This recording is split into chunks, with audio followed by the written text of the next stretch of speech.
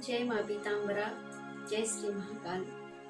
सनातन धर्म प्रेमी भक्तजनों, कुछ मनुष्य ये चाहते हैं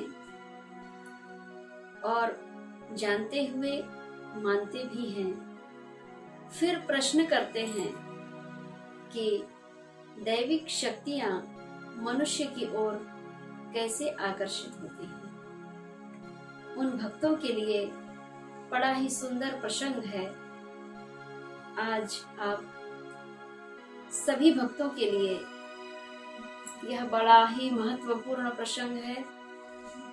भक्तजनों, दैविक शक्तियां मनुष्यों की ओर आकर्षित होती है, इसका मूल कारण है आपके पूर्व जन्मों के सत्कर्म। भक्तजनों, पूर्व जन्म के जब सत्कर्मों का उदय काल आता है, तब आपके जीवन में दैविक शक्तियां प्राप्त होती हैं। और कई मनुष्य ऐसे भी हैं जो पूर्व जन्म के अनेक अशुभ कर्म, दुष्कर्मों का प्रताप को भोगते रहते हैं। उन मनुष्यों को हरि चर्चा, हरि नाम चर्चा, ईश्वर का सानिध्य अच्छा नहीं लगता। उन्हें हम कहते हैं कि पूर्व जन्म के पाप ते हरि चर्चा ना सुहाए। जिन मनुष्यों के पूर्व जन्म का पापों का उदय काल होता है, उन्हें ही ईश्वर चर्चा, हरि चर्चा, माता रानी का दिव्य प्रसंग, संतों का सानिध्य ये बिल्कुल नहीं भाता, अच्छा नहीं लगता है। और जिन मनुष्य के पूर्व जन्मों के पुण्यों का जब उदय काल आता है, तो उन्हें गृहस्थ रहित संतों का सानिध्य प्राप्त होता है और उनके घर में उनकी कोख से जन्म लेने का सौभाग्य प्राप्त होता है। भक्तजनों, ऋषि मुनि महात्माओं के घर में संतान रूपी ईश्वर के भक्त जन्म लेते हैं, उन्हें ही ईश्वर का सानिध्य और दैविक शक्तियों का सानिध्य प्राप्त होता है। हम किसके घर में हमारा जन्म होगा, हमारे माता पिता कौन होंगे, हमारे पति और पत्नी कौन होंगे, हमारे पुत्र पौत्र आदि कौन होंगे, हमें किस जाति, किस कुल धर्म में हमें जन्म लेना है, यह पूर्व से ही निर्धारित होता है। जो भक्त, जो मनुष्य पूर्व जन्म में नित्य प्रति सत्कर्मों में लीन रहा है, उन्हें ही सत्मार्ग में चलने वाले गृहस्थ सुख रहित नर नारी भक्त के यहाँ जन्म लेने का अवसर प्राप्त होता है। और जो भक्त बचपन से ही, जन्म के बाद से ही संतों का सानिध्य प्राप्त करता है, ऋषि मुनि महात्माओं की सेवा अर्चन करता है, देवी देवताओं का पूजन अर्चन बंदन करता है, भक्तजनों, मनुष्य रूपी पवित्र आत्माएं जब बचपन से ही संतों का सानिध्य प्राप्त करती हैं, माता पिता के सद्गुणों, सत आचरण को स्वीकारती हैं और माता पिता के मधुर और संस्कार रहित सत्संग जब प्राप्त करती हैं और बचपन से ही ऋषि मुनि महात्माओं का, संतों का सानिध्य प्राप्त करती हैं, और वह आत्मा जब नित्य प्रति भगवान का मनन चिंतन करती है, तो चिंतन करते करते और वह भक्त बन जाता है। ज्ञान तो मनुष्य को माता के गर्भ से ही मिल जाता है और ज्ञानी तो वो माता के गर्भ में ही बन जाता है, और जन्म लेने के तुरंत बाद वह जीव आत्मा माता पिता के सुंदर संस्कार, सद्ज्ञान प्राप्त करके ऋषि मुनि महात्माओं का, संतों का सानिध्य प्राप्त करता है। बचपन से ही उस इष्ट देव, कुल देवी देवता और संपूर्ण देवी देवताओं का पूजन अर्चन जब वह बंधन करने लगता है, तब उससे दैविक शक्तियाँ प्रसन्न होने लगती है, क्योंकि वह अबोध बालक होता है और अबोध बालक निस्वार्थ भाव से युवा अवस्था तक वह निस्वार्थ भाव से ईश्वर की भक्ति करता है। इसीलिए जब वह बचपन से ही अपने ईश्वर आराधना में अपने आप को संलग्न रखता है, तो युवा अवस्था के बाद, बाल्य अवस्था को पार करके युवा अवस्था के बाद वह ईश्वर के परम सत्य, परम तत्व को प्राप्त करता है। ऐसे भक्त से भगवान कभी दूर होना नहीं चाहते हैं। दैविक शक्तियाँ फिर उस भक्त के इर्द गिर्द आसपास ही होती है और उन्हें हमेशा सचेत करते रहती है कि हे भक्त, तेरे पूर्व जन्म के कुछ कर्मों के कारण तुझे इन इन कष्टों को पार करना है। मैं प्रत्येक क्षण तेरे साथ हूँ, लेकिन ये तेरे पूर्व जन्मों का जो प्रारब्ध है यह तुझे भोगना ही होगा। लेकिन बचपन में, बाल्यकाल से लेकर के तू मेरी ही शरण में रहा है, युवा अवस्था में भी तू मेरी ही शरण में है।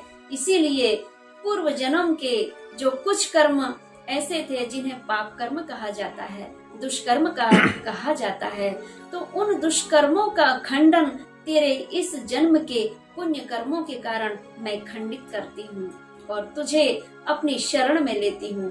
हे भक्त, मैं तेरे बिना भी अधूरी हूँ और तू मेरे बिना अधूरा है।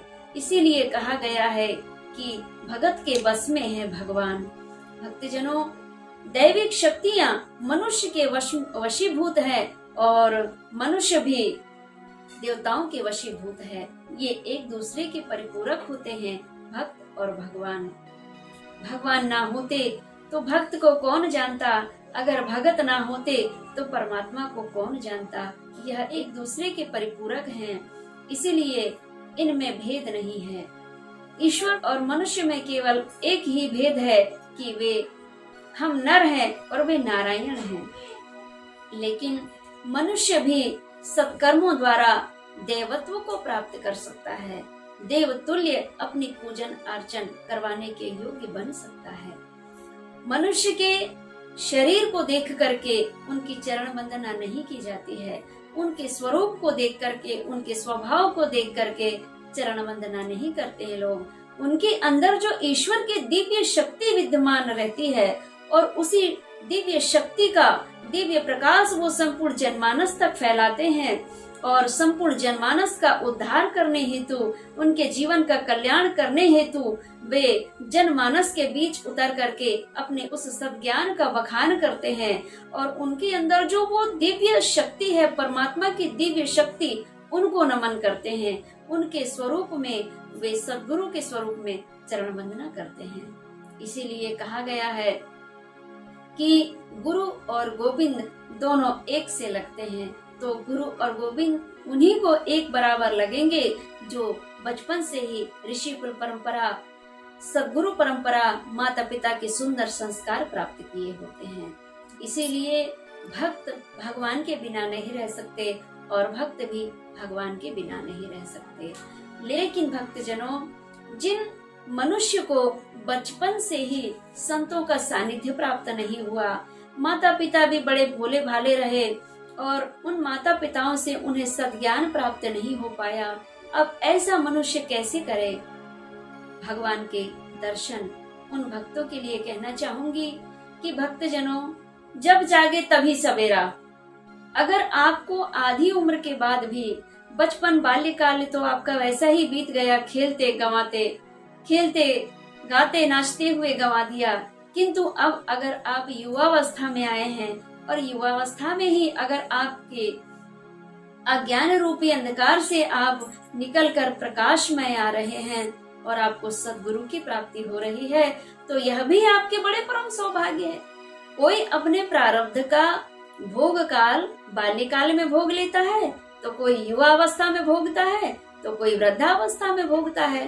तो आपने अपने उस दुष्कर्म का भोग काल बाल्यकाल में ही भोग लिया, गरीब परिस्थिति वाले घर में आपका जन्म हो गया, किंतु आपके पूर्व काल का जब पुण्य कर्मों का उदय काल का जब समय आएगा, तब आप युवा अवस्था में भी उस परम पद को प्राप्त कर सकते हैं। निर्धन से आप धनवान हो सकते हैं, आप सद्गुणी हो सकते हैं, आप सज्ञानी हो सकते हैं, आप ऋषि महात्मा संत बन सकते हैं। कई विद्वान महापुरुषों को आपने देखा होगा, जैन मुनियों में आप देख लीजिए कि कोई मजिस्ट्रेट था, कोई कलेक्टर था और अन्य अन्य सरकारी जॉब छोड़ करके और उन्होंने संन्यास धारण किया है। आखिर उन्हें भी तो लगता रहा होगा कि हमने इतनी शिक्षा दीक्षा अध्ययन करने के बाद हमें अपने परिवार के सहित अपने परिवार के साथ जीवन यापन करना था, लेकिन उन्हें ईश्वर की ऐसी कृपा हुई उनके जीवन में कि उन्होंने ये सारा राजपाट को त्याग करके और संन्यास धारण करके और अपने जीवन को परमात्मा के साथ आनंदमय विलीन होकर के और अपना जीवन यापन कर रहे हैं। तो भक्तजनों, ईश्वर की जो कृपा दृष्टि है वो आपको प्राप्त होती ही है, लेकिन संतों के सानिध्य के बाद ही। और जिन भक्तों के जीवन में